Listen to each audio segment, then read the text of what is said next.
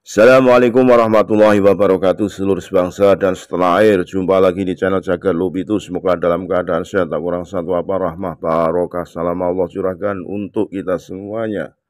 Yaji Maduddin Usman Al-Bantani tergres hadir saat memenuhi undangan alumni Tebu Ireng di daerah Banten. Beliau menyampaikan bagaimana kebesaran kealiman Kiai Haji Hasyim Asy'ari, sehingga sampai dengan saat ini para santri-santrinya, alumni menyebar di pelosok negeri, bahkan ada yang di luar negeri.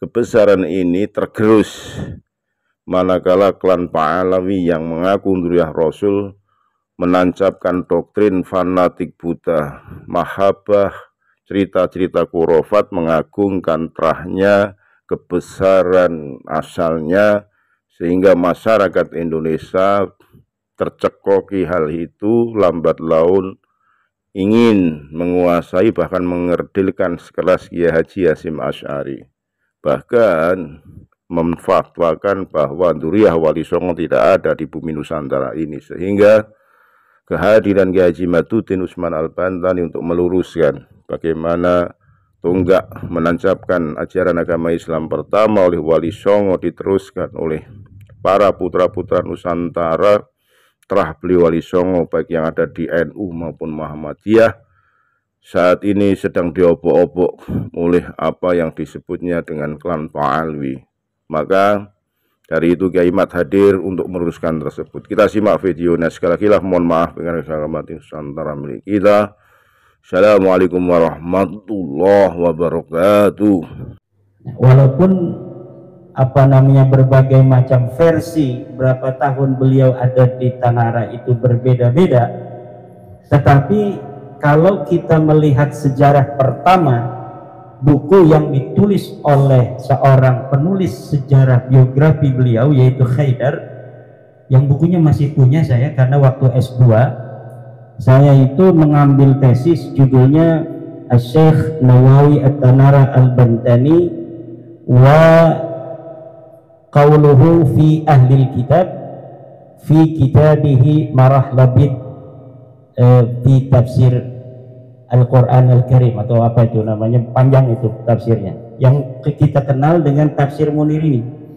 Jadi Tafsir Munir yang akan dibaca oleh Kiai Taqiyuddin itu adalah objek penelitian saya waktu S2 di Institut Ilmu Al-Quran.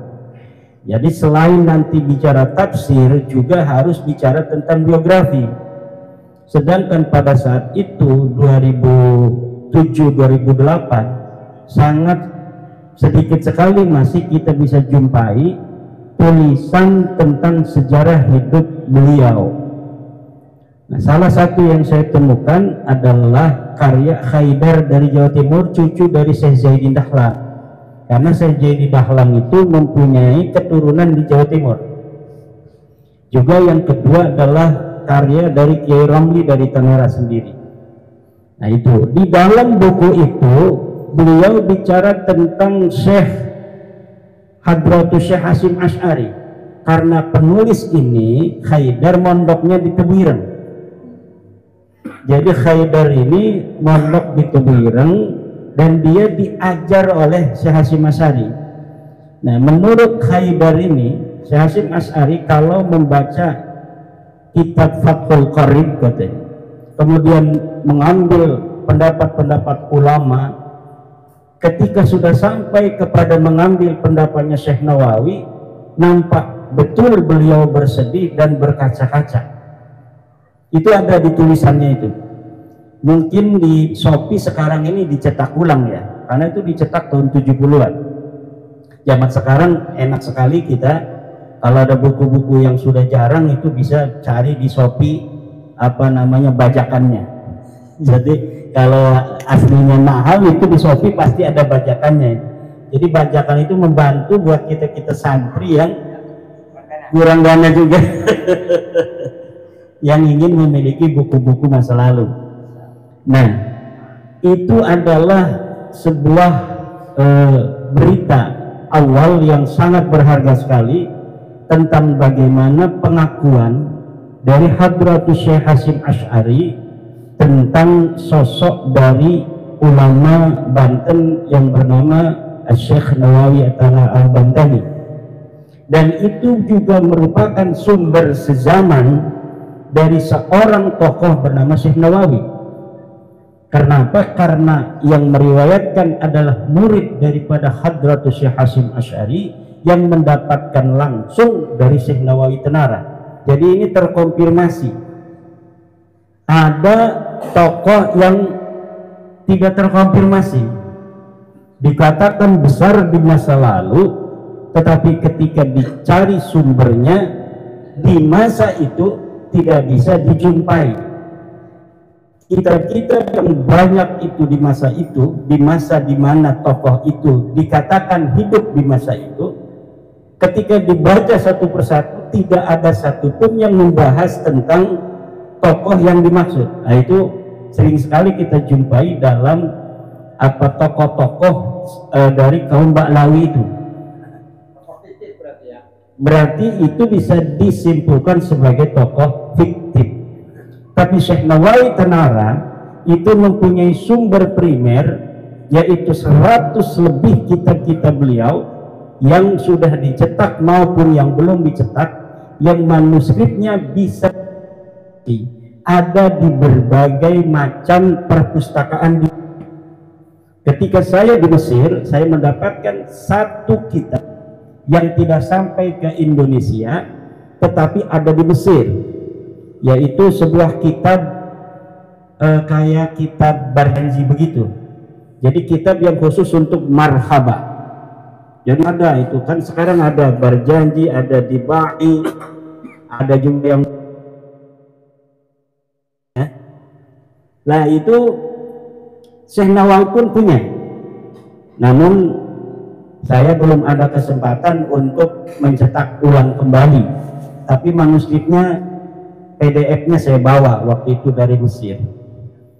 Kemudian di Leiden itu banyak pula manuskrip karya Syekh Nawawi yang juga tidak sampai dicetak di Indonesia. Dan yang mengejutkan, ternyata di Banten ini tokoh kitab kuning itu bukan hanya Syekh Nawawi.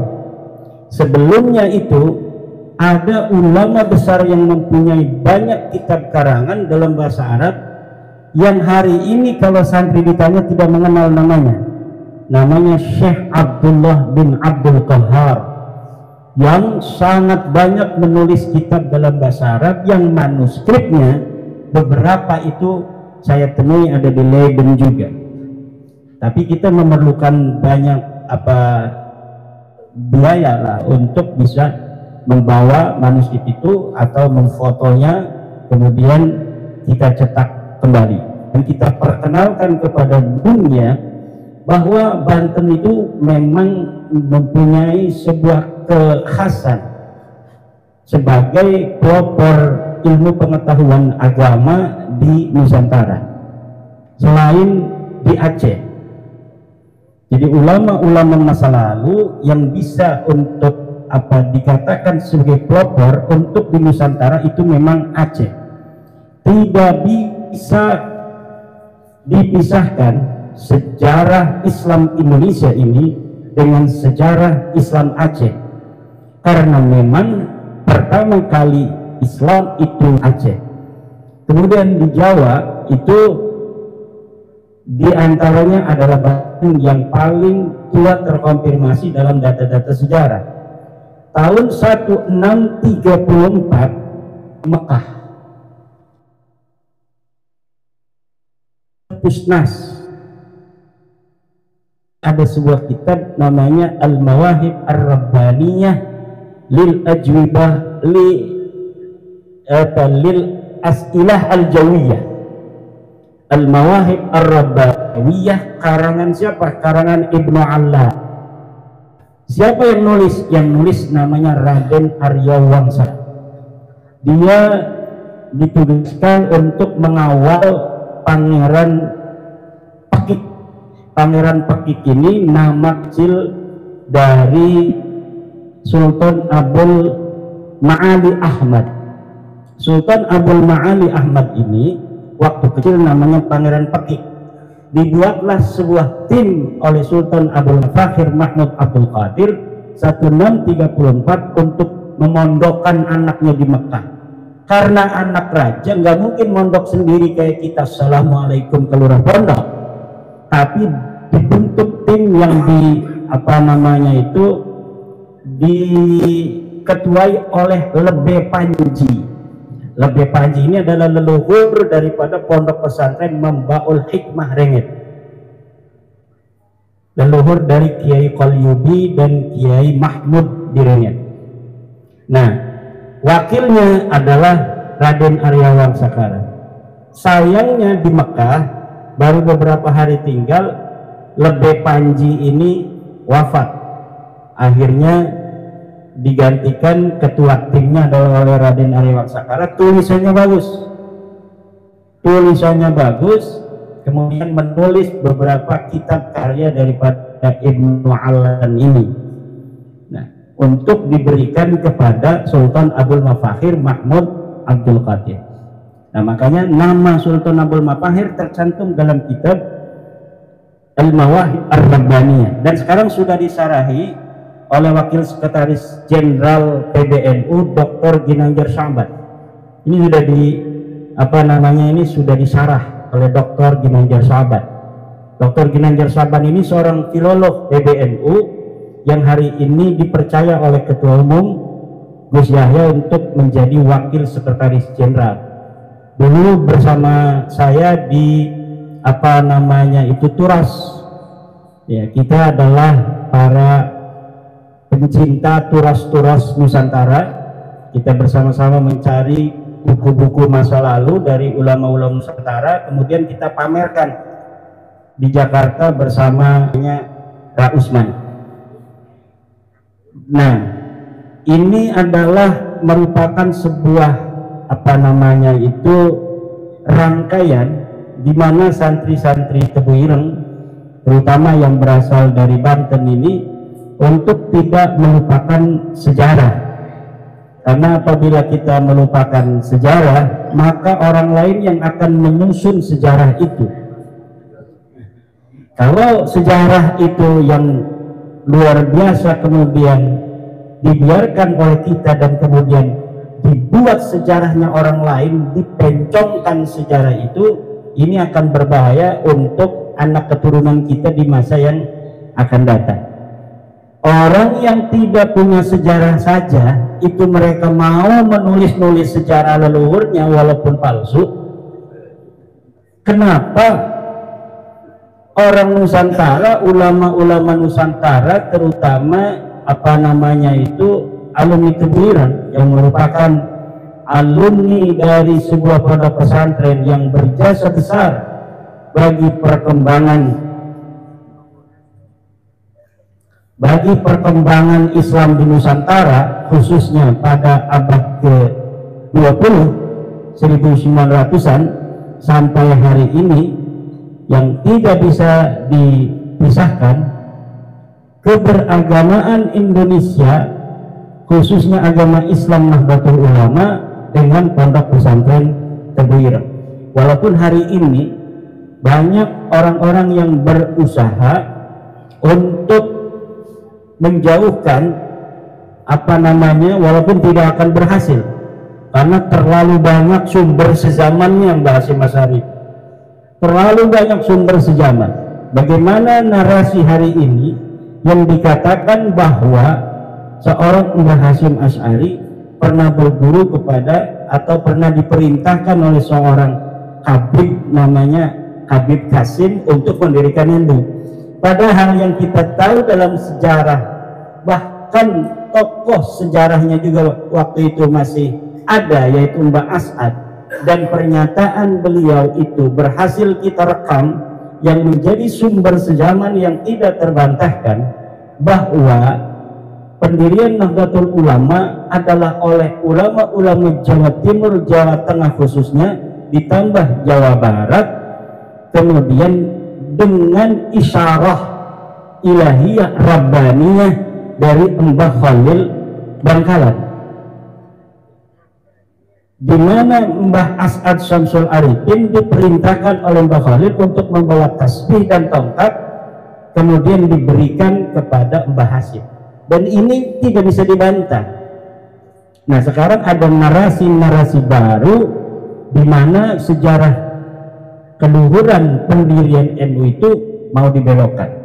Nah, kalau kita diamkan, masa depan sejarah NU itu akan berubah arahnya sesuai dengan keinginan orang-orang yang merubahnya, jika kita sebagai penerus dari Mbah Hasyim Asy'ari tidak mau menjaganya. Memang NU tidak didirikan oleh Mbah Hasyim Asy'ari sendiri, mustahil organisasi besar didirikan oleh seorang tokoh. Walaupun beliau besar Mbah Hasyim, tetapi NU didirikan oleh banyak ulama, yang ulama itu kemudian sepakat untuk menjadikan Mbah Hasyim sebagai pionir dan Rais Akbar yang pertama. Itu sejarahnya. Walaupun mungkin ide-ide dasarnya memang dari Mbah Hasyim, tetapi ketika mau mendirikan, misalnya Ki Rafiyuddin mendirikan Patsun, memang Ki Rafiyuddin punya pikiran sendiri, tapi nggak mungkin bisa mendirikan Patsun yang hari ini begitu luar biasa kiprahnya di tengah masyarakat Banten, khususnya para alumni-alumni Tebuireng, kalau tidak dibantu oleh Kiai Sadili, Tobari Sadili, Kiai Taqiyuddin, Kiai Abdullah Musta'id, Kiai Mahrus, dan semua alumni-alumni Tebuireng. Tidak mungkin. Begitu pula pendirian Nahdlatul Ulama. Yang mendapatkan ilham Rabbani adalah Mbah Khalil, diberikan kepada Mbah Hasyim. Mbah Hasyim kemudian mengajak para ulama, banyak ulama-ulama yang ikut.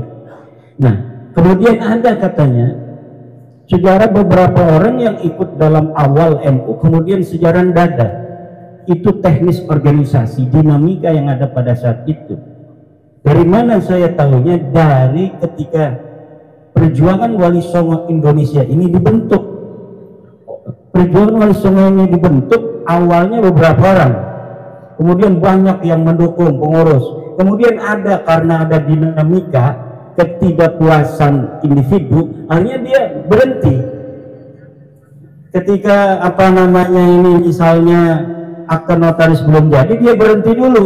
Memang dia pendiri awal, pencetus, tapi ketika dia karpe dewek, nggak mau bareng-bareng, kemudian dia tidak ada di dalam akta notaris itu. Dan sedangkan sejarah itu membutuhkan sebuah bukti empiris berupa catatan. Makanya Yai Rafiyuddin ini, anggota-anggota ini harus dicatat, nanti bikin sebuah bunga rampai, buku bunga rampai Patsun alumni Tebuireng kiprah di Banten. Siapa saja yang hadir ketika acara pengajian di pesantren Kiai Taqiyuddin di Bogor, dihadiri oleh Kiai Tobari, Kiai Rafiyuddin, Kiai Abdullah, dan para alumni lainnya, dicatat semua Yai, karena ini bukti sejaman akan sahabat-sahabat kita ini semua. Nanti kalau cucu-cucunya 100 tahun lagi ingin tahu, dulu katanya mbah saya itu alumni Tebuireng, ada nggak catatannya di dalam buku alumni Tebuireng dari Banten? Ternyata Patsun membuat tahun 2025 sebuah buku bunga rampai yang di dalamnya ada foto-foto kegiatan, di dalamnya ada nama-nama. Kemudian akan dilihat, wah ini kakek saya ini ngerokok aja ngaji ini.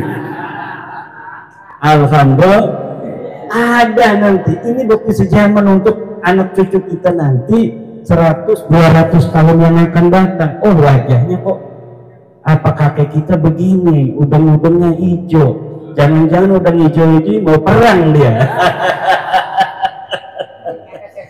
Ternyata Syekh Tobari sendiri. Kalau beliau ke rumah saya ini udah dari dulu 2015-2016 sama-sama mempunyai kepedulian terhadap Kesultanan Banten. Kita mendirikan bersama beliau Rabitah Kesultanan Banten untuk bagaimana menjaga warisan-warisan leluhur budaya dan agamanya. Nah ini dari dulu. Jadi beliau ini nggak usah pakai Google Map ke sini, nggak usah pakai Google Map kalau beliau merem aja udah nyampe. Alhamdulillah. Saya sebagai tuan rumah mengucapkan banyak terima kasih. Pada malam hari ini rumah dan pondok pesantren saya diberi kehormatan untuk menjadi tuan rumah di dalam acara sakral dari Patsun, alumni pesantren Tebuireng. Sunnya itu saresehan untuk negeri, karena memang seorang murid tidak akan jauh dari gurunya. Ketika gurunya Mbah Hasyim seorang ulama yang patriotik kebangsaan dan ketanah airan, dan ini dibuktikan oleh beberapa manuskrip resolusi jihad, fatwa jihad beliau, maka santri-santrinya pun penerus dan alumni dari pondok pesantren Tebuireng memiliki sikap yang sama. Selain i'dadul mutafaqqihina fid din, pondok Tebuireng itu, pondok Tebuireng sudah terbukti melahirkan para alumni yang mempunyai kepedulian terhadap bangsa dan negara lebih dari yang lainnya. Alhamdulillah. Memang pondok pesantren itu tugas utama adalah i'dadul mutafaqqihin, tapi dalam setiap pengajian wajib kita sebagai pengasuh pondok untuk juga menggelorakan semangat kebangsaan, semangat cinta tanah air, cinta kerukunan. Nggak mau perang kita dengan sesama bangsa kita, maunya rukun kita sesama bangsa. Ya, yang namanya tesis nggak usah dibalas dengan perang, dibalas saja dengan antitesis lagi, atau dibalas dengan dalil PS dalil. Kalau perang ya orang Banten nggak usah dia ngomong gimana orang Banten kalau perang, ya kan, nggak usah diajarin lah ya. Tapi tugas kita adalah menjaga negara dan bangsa kita untuk tetap damai. Kita bantu pemerintah kita untuk menciptakan kedamaian di atas tanah air kita Indonesia, di mana dulu ratusan ribuan nyawa dari luhur kita telah dikorbankan demi terwujudnya kemerdekaan ini. Dan ketika kemerdekaan dan kedamaian sudah kita raih, maka hifdzul mawjud ini hukumnya wajib. Hifdzul mawjud menjaga yang ada, yaitu negara kesatuan Republik Indonesia, kedamaian dan ketertibannya harus menjadi perhatian yang utama bagi kita. Dan ini adalah yang diwariskan oleh Mbah Hasyim Asy'ari, diwariskan oleh Mbah Khalil Bangkalan. Mbah Khalil Bangkalan itu mengaku dirinya itu sebagai murid Syekh Nawawi. Sebenarnya beliau itu tidak seperti Mbah Hasyim ngaji pada Syekh Nawawi. Tapi kenapa Mbah Khalil ngomong beliau ini adalah murid dari Syekh Nawawi Tenara? Karena di dalam buku Haidar itu dikatakan bahwa Mbah Khalil itu banyak berdiskusi, karena satu letting berdiskusi dengan Syekh Nawawi. Jadi nggak ngaji satu kitab apa gitu, enggak, tapi berdiskusi, bahkan kadang-kadang adu dalil, debat-debatan. Tapi kemudian ketika beliau pulang, beliau mengaku sebagai muridnya Syekh Nawawi At-Tanara Al-Bantani, karena beliau ke Mekah itu sudah luar biasa pinternya Mbah Khalil Bangkalan. Syekh Nawawi Tanara ke Mekah itu ya sudah pinter karena sudah ngaji sebelumnya. Tapi kemudian ada perdebatan, diskusi di dalam buku Haidar itu disebutkan. Dari situ Mbah Khalil mengakui bahwa Syekh Nawawi Tenara itu sebagai gurunya. Luar biasa debatan, kemudian mengaku gurunya. Alhamdulillah ini Ketua MUI Kecamatan Kresek hadir, Yai Abdul Mu'id. Coba angkat tangannya, takut ada yang ini Yai Abdul Mu'id ini adalah Ketua MUI dari Kecamatan Kresek, sekaligus merangkap pangkatnya kakak saya. Demikian sebagai tuan rumah Kiai Taqiyuddin, mohon maaf, mari kita dengarkan bersama pengajian yang akan dibawakan oleh Kiai Taqiyuddin, oleh Kiai Tobari Sadili.